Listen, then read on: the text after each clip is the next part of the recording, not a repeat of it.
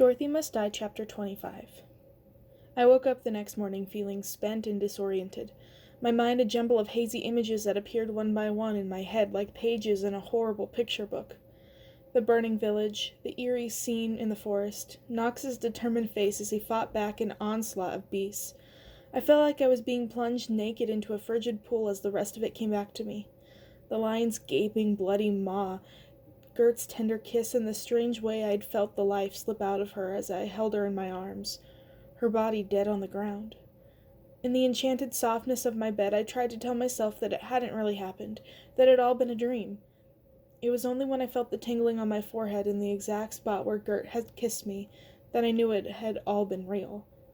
All that stinging realization, I jolted instantly out of my bed, and took a shaky step forward, followed by another, and then another, until I was in the center of the room, where I stopped in a state of paralyzed panic. I had no idea what to do with myself. I couldn't go back to bed. I couldn't leave, so I just stood there trying to will the memories out of my head. I didn't want to think either, but thinking was the only thing I could do. I don't know how long I stayed like that. It could have been a minute, it could have been an hour, but I was still standing in the same position when a ghostly, luminous butterfly came floating through the wall and hovered in front of me. I accepted its entrance without surprise or curiosity. It was like I had been expecting it. "Follow me," the butterfly said, speaking somehow in Glamora's voice, and I nodded and began to get dressed. I made my way through the Order's tunnels with a numb and heavy feeling. With every step I took, I felt the weight of what had happened yesterday bearing down on me. The door in Glamora's room was ajar, and I pushed it open without thinking about it, only to freeze abruptly when I saw the witch's reflection in the ornate, gilt-framed mirror of her vanity. She was crying. Not just crying, her entire body was shaking with grief as she hunched over the table in a contortion of pain. She looked so small and powerless, so unlike herself. That half of me wanted to turn and leave, while the other half wanted to rush over and comfort her. I did neither. Instead, I just watched, unable to move, unable to say anything, knowing that she would never want me to see her like this. Her fiery hair, always so perfectly coiled, was frizzy and disheveled. A single strap of her elegant silk nightgown dropped across her shoulders. Her face was tired and worn, etched now in a map of sags and wrinkles, and that scar on her cheek that she usually kept hidden. She looked like she had aged 20 years in one day. It was hard to believe it was her at all. But even in this beraggled and unfamiliar state, Glamora was still Glamora. The liquid pooling in the corners of her eyes were glittering and crystalline, and each tear that rolled down her cheek and tumbled from her chin made a small plinking noise as it landed on the vanity. Looking closely, I saw that the surface was strewn with a messy scattering of them, tiny teardrop jewels that just kept on coming. Glamora was crying diamonds. Suddenly, she seemed to sense me watching her, and she looked up. I felt embarrassed to be caught, embarrassed for her, but I didn't look away. In that moment, I owed her the dignity of an unwavering gaze. It was the least I could do. "Amy," she said, sitting up straight and tugging the strap of her gown to a more decorous position. "Come in." As Glamora spoke, her hair rearranged itself into a sleek chiffon. The lines of her face melted away, leaving her as youthful and refreshing-looking as I'd ever seen her. Every trace of vulnerability was gone now. Now she was cool and unreadable. The jewels on the table caught the light, and I couldn't help but glance at them. There was something about seeing them lying there in their scattered little pile that chilled me. What kind of person is so hard on the inside that she cries diamonds? Glamora noticed me staring. Somehow she knew what I was thinking, and she shook her head ruefully. "Magic loves change," she said with a sigh. "Do enough of it and it will warp you in strange ways. It's the first law of enchantment. Use it to change the outside, and after a while the inside changes too. So I traded my tears for beauty. Well, it could be worse, couldn't it?" "Yes," I said quietly. "It could." But I wasn't so sure. "If you think I'm bad, you should see what comes out when my sister cries," she said. I couldn't tell if she was joking, but then she clapped her hands, signaling it was time to change the subject and get down to business. "Now then," she said, "we suffered a great loss yesterday. An imaginable loss, as you know." I waited for her to go on. "What you may not know," she continued, is that Gert was by far the most accomplished magic user in the Resistance, more powerful than me or Mombi, more powerful than any of the witches in the Order's other cells. Perhaps the only person in Oz whose power could rival my sister's. They didn't make her the Good Witch of the North for nothing, you know. She rolled her eyes and sighed, momentarily recalling some old rivalry before moving along. Without Gert, we no longer have the power to reliably hide ourselves from Glinda and Dorothy. They will be looking, and it's now only a matter of time before they find us. As a result, we have decided to move our plans forward earlier than expected.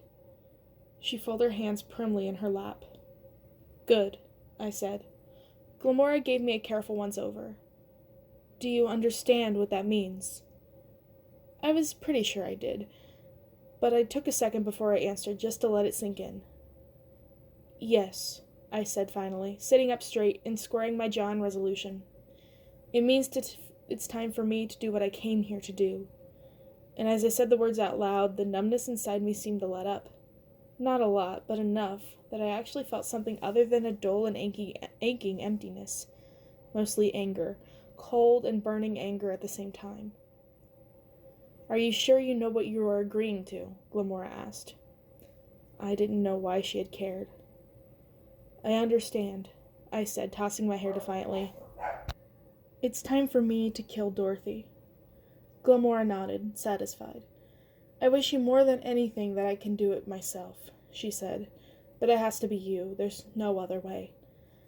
At first I thought she meant it to be something like an apology, but then I noticed the way her shoulders had tensed up in a barely concealed combination of rage and regret, and I realized that she was actually envious of me. That, to her, it was a privilege. Well, maybe it was. With that, the witch stood and ran her hand along her nightgown. It rippled like water and resolved itself into a more presentable outfit for the day. A tailored tweed suit in a somber mauve shade, cut primly to the knee. No matter what the occasion, we must present the proper face to the world, she said, sounding like she was speaking more to herself than me. Now come, we have to talk with Mombi. You'll be leaving for the palace today. Mombi had showed up a second too late, a second after I'd laid Gert's lifeless body into the ground, at just a second when it didn't do us any good. She'd come swooping in through the trees in a swirl of purple light, fists clenched and eyes blazing, ready to fight, but when she saw me and Nox, she stopped in mid-flight and hung in the air. A look of sick understanding passed across her face. She landed with a thump before kneeling and placing a hand on the side of Gert's face. There was a child. She stopped to collect herself. I had never imagined that Mombi could seem so human. I couldn't leave her. I thought Gert would be able to handle it on her own, I thought. She betrayed no emotion after that. Instead, she bowed her head and began a solemn chant. I somehow knew instinctively that there wasn't a spell to bring Gert back to life. There were some things that no amount of magic can accomplish, and this was one of them. This was a ritual to lay Gert to rest. Mombi's muttered words were unintelligible and ancient-sounding, with a wandering melody buried somewhere deep below their surface. The chant sounded like one of those weird songs you sometimes hear flipping through dials on an old radio, only to pause on a station that barely comes in. The tune's so far away it was hard to tell if it's even a tune at all or just static. The old witch passed her hands up and down along Gert's body as she sang, and as she did, Gert began to melt into a pulsing, flickering puddle of mystical electricity that slowly seeped its way into the earth. Whatever magic Gert still had left on her, she had given it back to Oz now. Then Gert was gone without a trace, like she had never been there at all. But she had been there. She had sacrificed herself to save us. No, forget that. She had done so much more. Even if I had never quite been able to figure it out, never really been able to tell where the good ended and the wicked began for her, I had known by the end that she had believed in me. Not just as the one who would be able to defeat Dorothy, but as Amy Gum. None of us spoke as we joined hands and shot up through the trees and into the air. There was nothing to say. This time I didn't bother looking at the ground as we soared over Oz. I had seen enough for the day. Mombi had disappeared as soon as we came back to the caves. Nox took me by the hand and we walked back to my room. He pressed a gentle hand on my shoulder. I opened the door and stepped inside, not looking back. That was yesterday. Now it was today. Glamora and I found Mombi in the war room, seated at the table across from a girl I'd never seen before. She looked terrified. Her shoulders heaved silently as she cradled her face in her palms. Glamora and I took a seat. "This is Astrid," Mombi said. The girl rocked back and forth, not looking up. "Until last night, Astrid was a servant in the palace. Today, she has been given the opportunity to join our cause. Astrid, meet Amy." "Hi," I said, not quite understanding where this was going. "If it all goes well, Astrid will be returned unharmed to the palace when our mission is complete."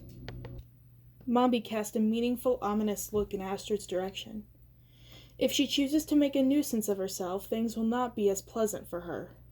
If all goes well, then I got it. Astrid hasn't decided to join the Order. She hadn't been rescued from a burning village. She had been kidnapped. This is why she looked so scared. A chill shot down my spine as I remembered that things were never easy around here.